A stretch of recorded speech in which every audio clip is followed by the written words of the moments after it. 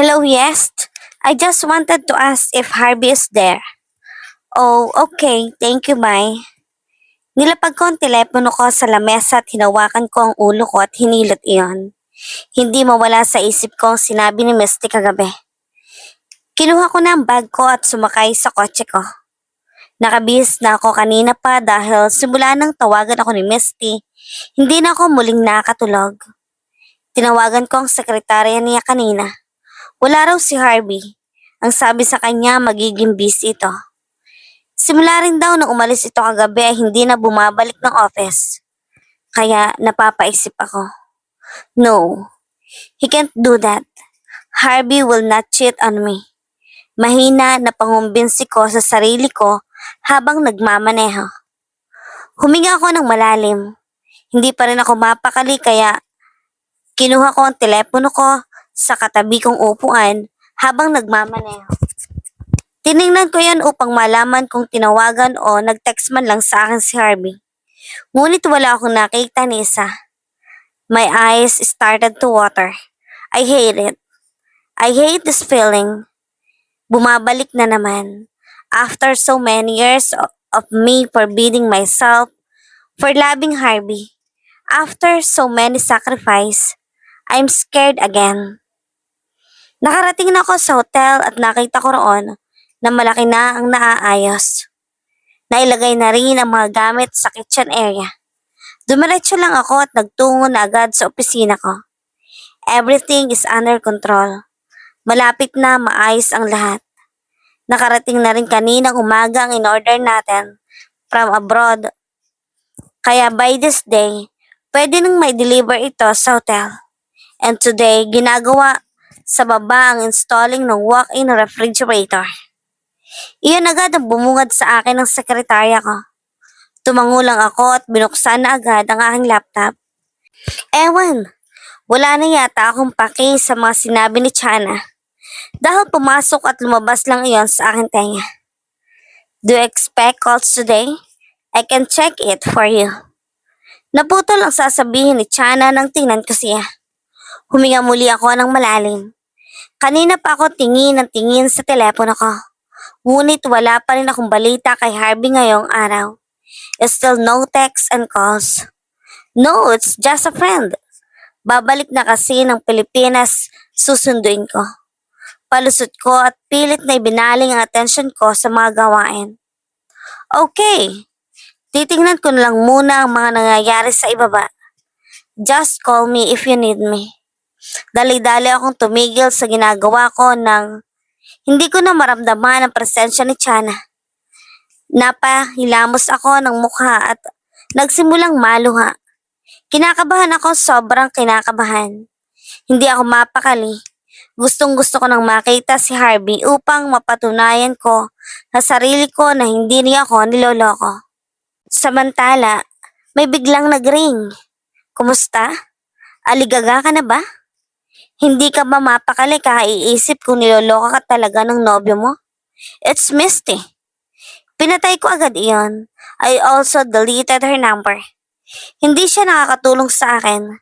She just making me more nervous.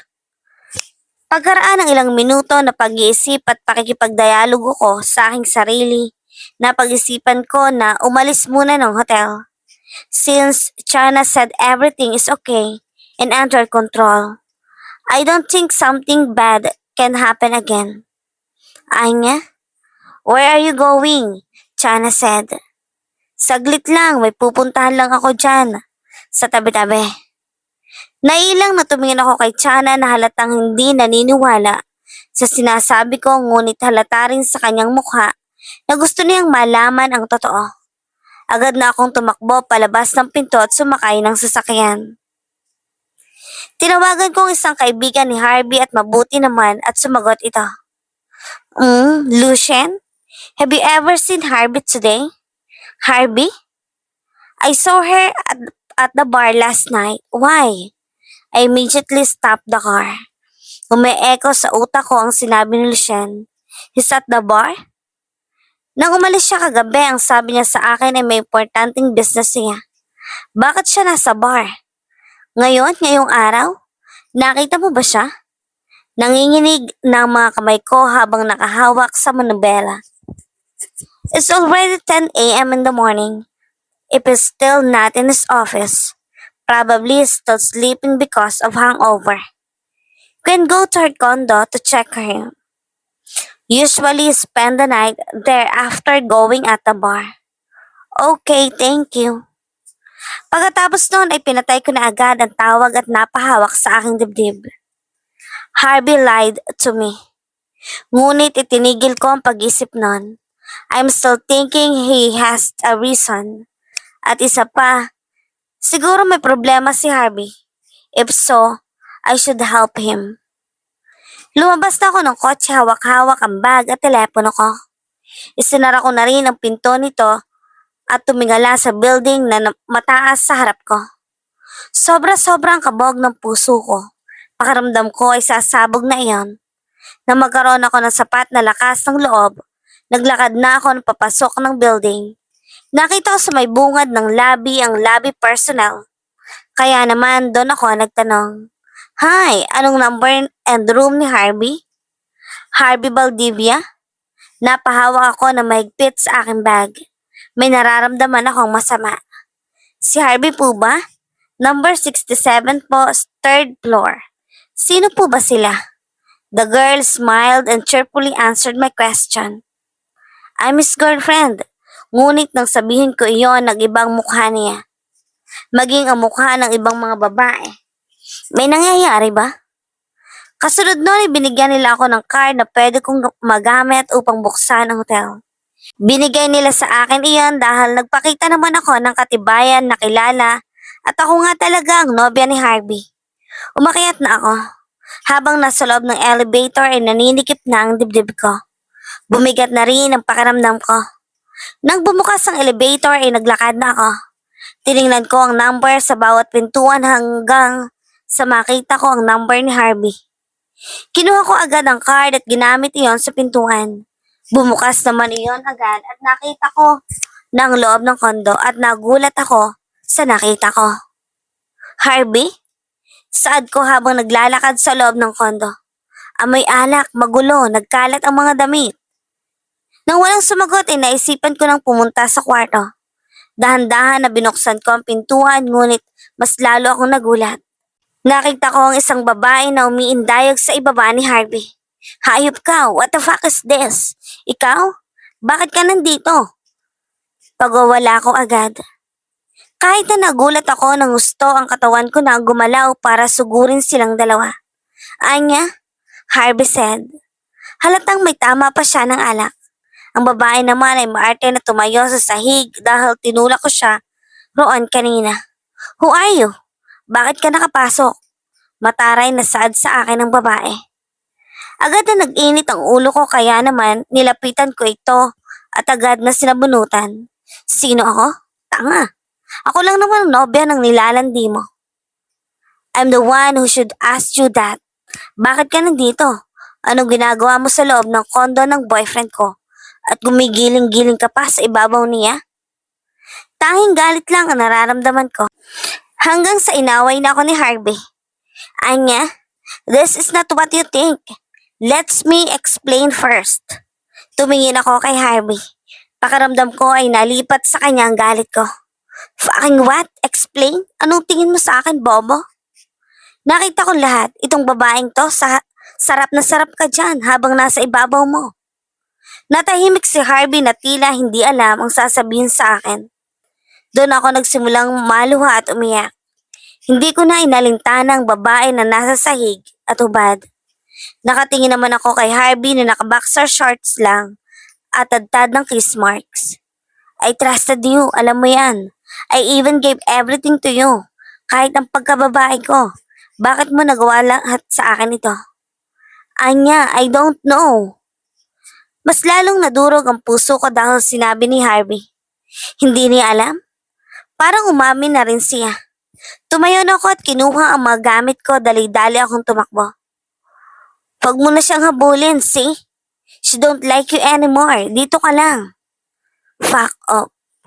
Yun na lamang ang tanging narinig ko bago pa man ako umalis sa kondo ni Harvey.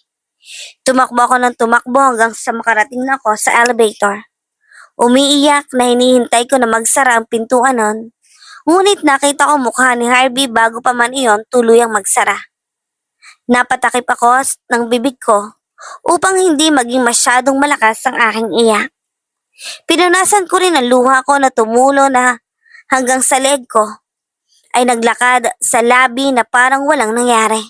Anya, wait, Anya. Rinig ng boses ko na nangingibabaw sa labi.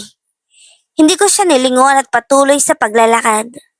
Bubuksan ko sana ang pintuan ng sasakyan ko nang hablutin nito ang braso ko at iniharap niya ako sa kanya. Sinamaan ko lang siya ng tingin habang patuloy pa rin ako sa pag-iyak.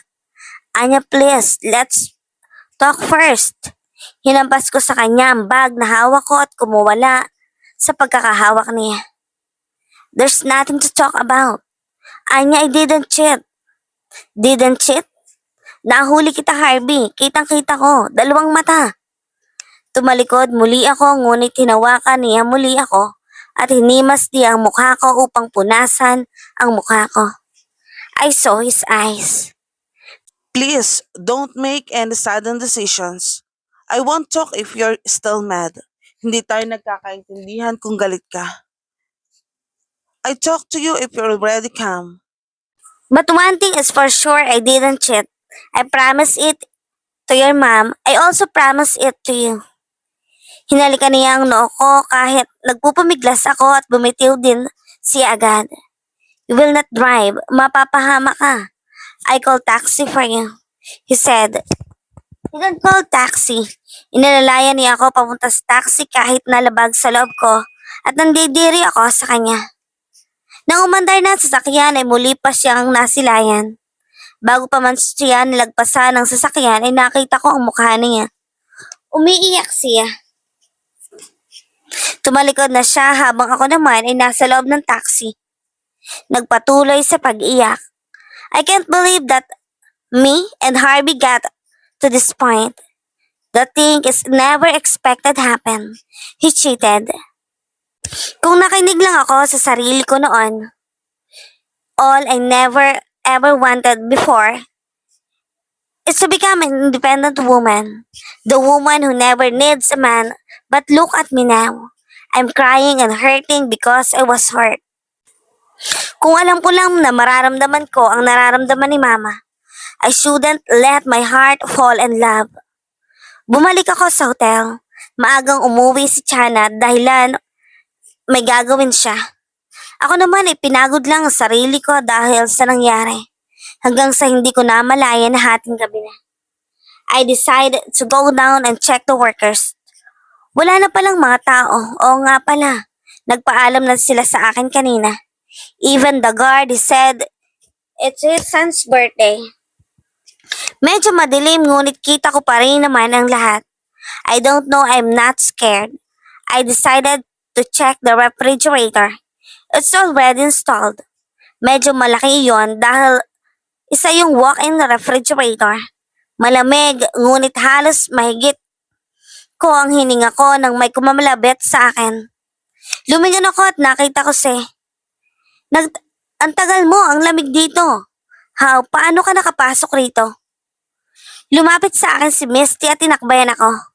Kinakabahan ako dahil walang ibang tao dito. Even if I'm scream, no one will hear me. Ano, alis tayo? Total, mukhang malungkot ka naman. I look at her. She has a scary smile on her face. Ayoko. Umalis ka na kung hindi tatawag ako ng pulis. Tumawa lang siya ng tumawa. Ako naman ay nilibot ang mga mata ko sa paligid. Shit. I can't see anything to use to fight her. Anong gagawin mo, pulis? Wala kang magagawa. Kung pagdating nila rito, malamig na bangkay ka na.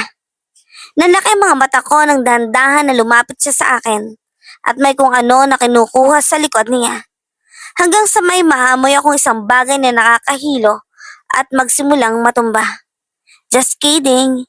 Hindi kita papatayin agad-agad. Maghihirap ka muna, Anya. Iyon na lang ang huling narinig ko, tuluyan ang nawala ng malay.